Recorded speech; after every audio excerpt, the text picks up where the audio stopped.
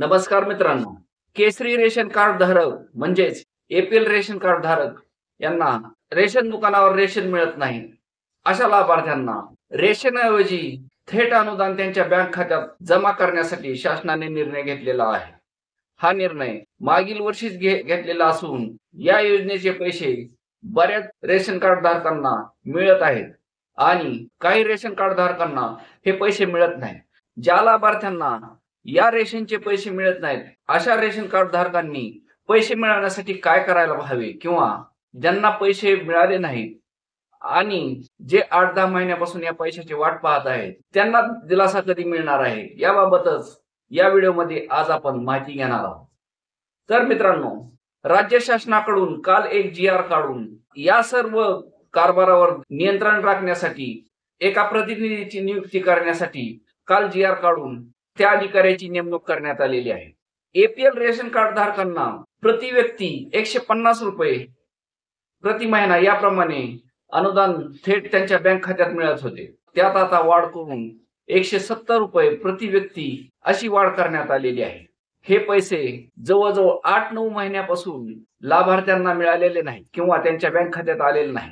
हे पैसे कुटुंब प्रमुखाच्या बँक खात्यावर येत असल्यामुळे या कुटुंब प्रमुखांनी या पैशाबाबत सतत विचारणा केलेली होती. त्यामुळेच आता सध्या या पैसे मिळण्याचा मार्ग लवकरच रिकामा होणार असून येत्या 1 महिन्याच्या आत हे पैसे आता लाभार्थ्याच्या खात्यावर जमा होणार आहेत.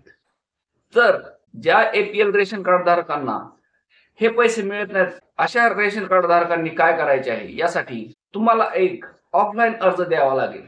तो अर्ज तुम्ही रेशन कार्ड दुकानातून किंवा झेरॉक्स दुकानातून सुद्धा हा अर्ज मिळवला जाऊ शकतो आणि तो अर्ज ऑफलाईन पद्धतीने भरून त्यामध्ये आधार कार्ड नंबर आणि राशन कार्ड वरील नंबर तसेच राशन कार्ड मधील डेट आहेत म्हणजे किती सदस्य आहेत याची सर्व माहिती इत्यंभूत माहिती भरून हा अर्ज तुम्हाला तहसील कार्यालयावरील पुरवठा विभागाकडे नेऊन द्यावा लागेल. त्यानंतर तुम्हाला जर पैसे मिळत नसतील तर त्यावर 15 दिवसाच्या आत कारवाई होऊन ते पैसे मिळण्यासाठी तुम्ही योग्य व्हाल आणि शासनाकडून निधी प्राप्त होताच हे पैसे तुमच्या खात्यावर येईल.